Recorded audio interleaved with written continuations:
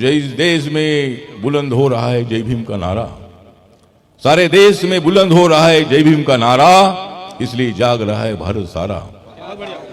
मेरे बाबा साहब अंबेडकर जी इस देश में चमकने वाला तारा, मेरे बाबा साहब अंबेडकर जी इस देश में चमकने वाला तारा, और एक दिन हम जय भीम के दुश्मनों को बजा देंगे बारा। मुझे बुद्ध विहार बनाने का है शौक, मुझे बुद्ध विहार बनाने का है शौक, इसलिए मैं आया हूं चांदनी चौक। हम भी हिंदू थे लेकिन हमें मंदिर में जाने का मौका नहीं था। हम भी हिंदू थे लेकिन गांव के कुएं पर हमें पानी भरने का अधिकार नहीं था। हम हिंदू थे लेकिन हमें कोई टच नहीं करते थे। तो मैं दलित प्रांतर के जमाने में मैं ऐसा बोलता था कि वो जमाना था कि वो हमको टच नहीं करते थे, लेकिन अभी ऐसा जमाना आया है कि हम उनको टच नहीं करेंगे। जिन्होंने हमको टच नहीं किया था उनको हम भी नहीं टच करेंगे। मैं पार्लियामेंट में हूं, एज ए बुद्धिस्ट एमपी हूं। मैं 3 बार लोकसभा में था, अभी मैं तीसरी बार राज्यसभा में चुनकर आया हूं, और शायद रिपब्लिकन पार्टी के इतिहास में 6 बार सांसद बनने का मौका मुझे मिला है।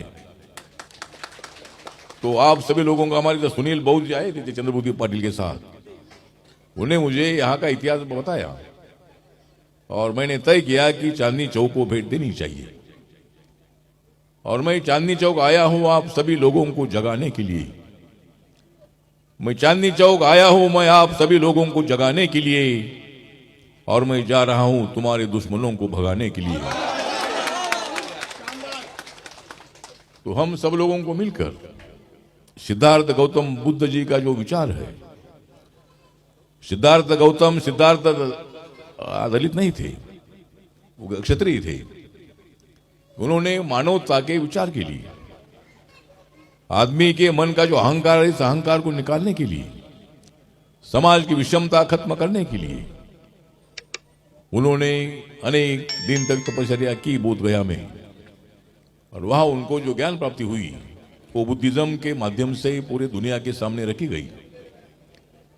गौतम बुद्ध जी का विचार विश्व शांति का है।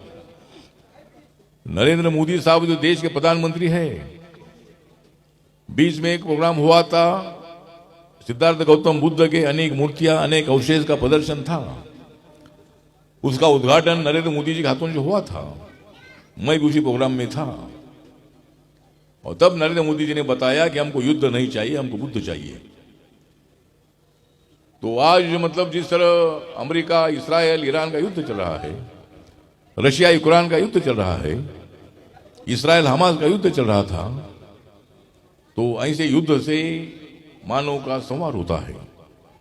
सम्राट अशोका जी ने कलिंगा का युद्ध जीता था, और कलिंगा जो है, कलिंगा भुवनेश्वर से 10-12 किलोमीटर के डिस्टेंस पर है। वह कलिंगा नदी है। जब सम्राट अशोका ने अपने दुश्मनों को ऐसा मारा था कि उनका दुश्मन एक भी जिंदा नहीं था, खून की नदियां बह रही थी, ऐसा लोग बोलते हैं इतिहास में।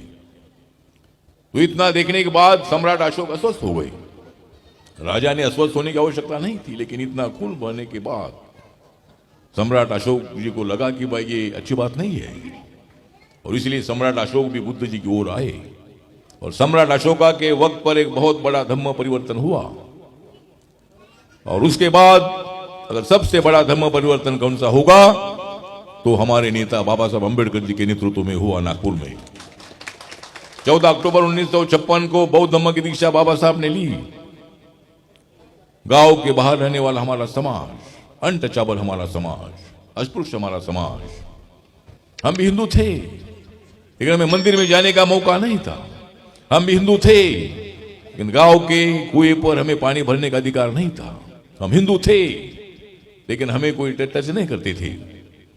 तो मैं दलित प्रांतर के जमाने में मैं ऐसा बोलता था कि वो जमाना था कि वो हमको टच नहीं करते थे, लेकिन अभी ऐसा जमाना आया है कि हम उनको टच नहीं करेंगे। जिन्होंने हमको टच नहीं किया था उनको हम भी नहीं टच करेंगे, लेकिन अगर हम नहीं टच करेंगे तो चुनकर आएंगे नहीं। इसीलिए वो हमको आज टच कर रहे हैं, इसलिए हम उनको टच कर रहे हैं। इसलिए ठीक बात है, बाबा साहब के संविधान ने सभी लोगों को अपना अपना अधिकार दिया है। अनटचेबिलिटी गाँव में कुछ जगह पर अपने को नजर भी आती है, लेकिन शहरों में ऐसी अनटचेबिलिटी नहीं नजर आ रही है। बड़े बड़े मंदिरों में कहाँ ऐसा अपने को नहीं रोकते हैं। तो समाज में परिवर्तन हो रहा है। आज इंटरकास्ट मैरिज हर साल में मेरे मंत्रालय के अंतर्गत हम 2.5 लाख रुपए देते हैं, तो हर साल में 3 लाख से ज्यादा इंटरकास्ट मैरिज होते हैं। सवर्ण लड़का लड़कियां, दलित समाज के लड़के लड़कियां आपस में शादी करते हैं। और मेरी शादी भी ब्राह्मण लड़की से हुई है, तो मेरे घर में सारे ब्राह्मण आते हैं, मतलब सारे ब्राह्मण मेरे घर में आते हैं। लेकिन वो दलित नहीं है। मैं उनके घर में जाता हूं, लेकिन मैं ब्राह्मण नहीं हूं, मैं बाबा साहब का अनुयायी हूं। और आज ब्राह्मण समाज के अनेक लोग बाबा साहब को मानते हैं। सभी समाज के लोग बाबा साहब को मानते हैं, क्योंकि बाबा साहब को मानना ही होगा। बाबा साहब का संविधान जिनको मंजूर है उनको ही देश में रहने का अधिकार है। जिनको बाबा साहब का संविधान मंजूर नहीं, उनको हमारा कहना है कि यहां से चले जाओ। इस देश में आपको रहने का बिल्कुल अधिकार नहीं है। बाबा साहब के संविधान ने सबको न्याय दिया है। जितनी भी आपके लिए मदद हो सकती है, ऐसी मदद लेकर यह एक अच्छा बुद्ध विहार जो है, ये बुद्ध विहार बनाने के लिए जरूर मैं आपके लिए मदद करूंगा। और यहाँ एक अच्छा जगह भी है, और यहाँ बुद्ध विहार भी हो सकता है, मेडिटेशन सेंटर भी हो सकता है, भिक्खू निवास भी हो सकता है। जो भी भिक्खू यहाँ से पूरे ऑल इंडिया से आएंगे, उनको रहने के लिए भी यहाँ सुविधा हो सकती है। इसी तरह जरूर अपन इसमें जो कोई ना कोई तो मार्ग निकालेंगे। एक बार आप मुझे आकर मिलिए और देखते हम आपके लिए क्या मदद कर सकते हैं। तो मुझे और भी एक मीटिंग में जाना है, और मेरा जो रेसिडेंस है एक 11 सफदरजंग रोड है, जहाँ रेस कोर्स के सामने मेरा कोठी बंगला है, पीएम हाउस के बाजू मेरा बंगला है। और मेरा ऑफिस एक से शास्त्री भवन में था, लेकिन शास्त्री भवन टूट रहा है, क्योंकि नरेंद्र मोदी जी ने तय किया है कि पूरा पुराना तोड़ना है और पूरा नया बनाना है। तो पूरी बिल्डिंग ये टूट रही है। तो हमारे नेताजी नगर में अभी नया ऑफिस में भी गया नहीं, लेकिन वहाँ हमारा ऑफिस शिफ्ट हो रहा है। तो जो भी काम कभी आपका होगा, उस काम के लिए आप मेरे पास आ सकते हैं। मैं अपने समाज का तो मंत्री हुई हूँ, लेकिन कोई भी समाज का आदमी मेरे पास आता है तो मैं उनके लिए मदद करता हूँ। उनका ट्रांसफर का केस हो, कोई नौकरी का केस हो, और भी कोई मेडिकल के लिए हेल्प हो, जो भी आपका काम हो, उसके लिए हम आपको मदद करते हैं।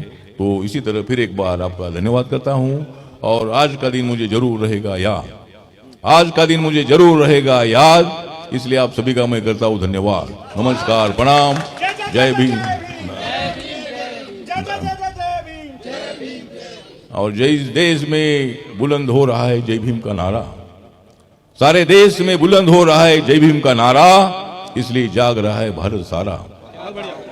मेरे बाबा साहब अंबेडकर जी इस देश में चमकने वाला तारा, मेरे बाबा साहब अंबेडकर जी इस देश में चमकने वाला तारा। और एक दिन हम जय भीम के दुश्मनों को बजा देंगे बारा। और इसलिए